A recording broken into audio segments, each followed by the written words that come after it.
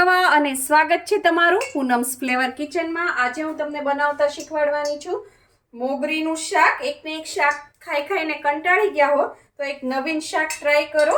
આ રીતની મોગરી આવે છે, આમ તો જાંબલી જેવો કલર હોય છે આનો, અને ઘણીવાર લીલા કલરની પણ મળતી હોય છે। બે જાતની મોગરી આવે છે, આ રીતની હોય છે, તમે જોઈ શકો છો। જો તમને દેખાડું, અને સ્વાદ છે એ મૂળા જેવો હોય છે, તીખાશ પડતો થોડો, અને ખૂબ જ સરસ લાગે છે સ્વાદે। અને જ્યારે પણ સિલેક્ટ કરો ત્યારે આ રીતની મોગરી સિલેક્ટ કરવાની, બહુ પાતળી પણ નહીં અને જાડી પણ નહીં। જો આ રીતની જાડી આપણે સિલેક્ટ કરીએ ને તો એ કટ ન થાય ચાકાથી, અને ખૂબ જ ચવડ હોય છે, ચવાતી નથી અને ચડતી પણ નથી।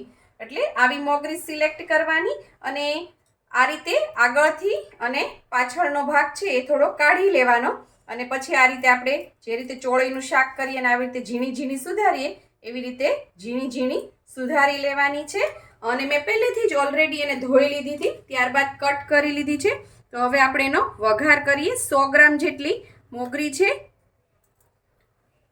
તેલ મૂક્યું છે 1 મોટો ચમચો, તેલ ગરમ થઈ ગયું છે, એની અંદર આપણે રાઈ નાખીએ। રાઈને છે થોડી આપણે ફૂટવા દઈએ।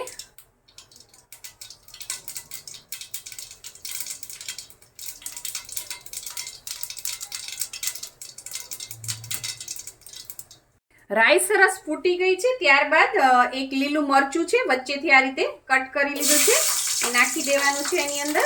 અને ત્યારબાદ છે 1 ચપટી જેટલી હિંગ નાખીશું। મરચું જ્યારે પણ નાખો ત્યારે થોડા દૂર વયા જાજો, કારણ કે બહુ જ છાંટા ઉડે, દાજી જવાય। અને ત્યારબાદ છે આ મોગરી આપણે એની અંદર નાખી દઈશું, અને એની અંદર મીઠું નાખી દઈશું। ખૂબ જ ટેસ્ટી અને ખૂબ જ જલ્દી બની જાય છે। 5 ચમચી જેટલું મેં મીઠું નાખ્યું છે, તમે તમારા ટેસ્ટ પ્રમાણે નાખી શકો છો। અને હવે આને મિક્સ કરી દેવાનું છે આ રીતે, અને થોડી હળદર પણ મિક્સ કરી દઈએ, જેથી હળદર છે એનો કાચો ટેસ્ટ ના આવે, ચડી જાય। આ બધું મિક્સ કરી અને 5 મિનિટ આપણે આને આ જ રીતે તેલમાં છે એ શેકાવા દેવાનું છે, કૂક થવા દેવાનું। અને વચ્ચે વચ્ચે છે તમે હલાવતા રહેજો, જલ્દીથી ચડી જશે આ। ઢાંકવાનું બિલકુલ નથી। 7 થી 8 મિનિટ મેં આને કૂક થવા દીધી હતી। ત્યારબાદ હવે આપણે એની અંદર મસાલા કરી દઈએ। આપણે એની અંદર નાખીશું ધાણા જીરું પાવડર, 1 નાની ચમચી લાલ મરચું, અડધી ચમચી।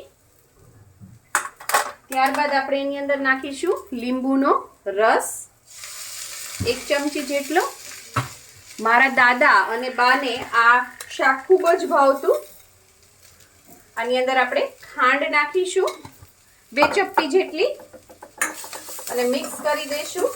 અને આ બધા મસાલાને છે સરસ આપણે આ રીતે તેલમાં જ કૂક થવા દઈશું। આ રીતનું શાક બને છે, સૂકું શાક જ હોય છે।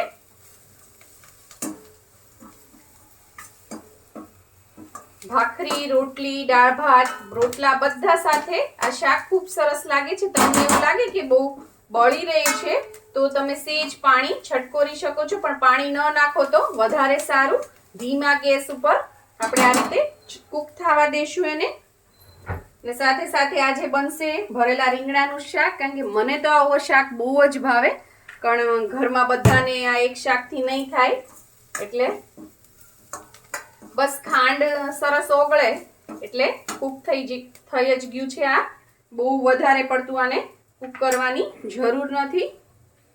તો તૈયાર છે આપણું મોગરીનું શાક, અને બનતા બિલકુલ વાર નથી લાગતી। 8 જ મિનિટમાં આ શાક બનીને તૈયાર થઈ ગયું છે, અને કલર કેટલો સરસ લાગી રહ્યો છે, પર્પલ। અને આ વાનગી છે એ વર્ષો જૂની છે, પણ એનો ટેસ્ટ અત્યારે પણ તમને ખૂબ જ ભાવશે। આવી નવી નવી વસ્તુઓ છે આપણી ડાયટમાં આપણે ઇન્ક્લુડ કરવી જોઈએ। સેમ વસ્તુ રિપીટ કરી અને આપણે કંટાળી પણ ગયા હોય છે। આમાંથી ખૂબ જ વિટામિન્સ મળશે। આજની યંગ જનરેશનને તો કદાચ ખબર પણ નહીં હોય કે આ મોગરી શું છે, પણ બધી મમ્મીઓને તો ખબર જ છે, માર્કેટમાં ઇઝીલી મળી જાય છે। તો જરૂરથી લાવો અને જરૂરથી તમારા બાળકોને ખવડાવો, તમે પણ ખાઓ।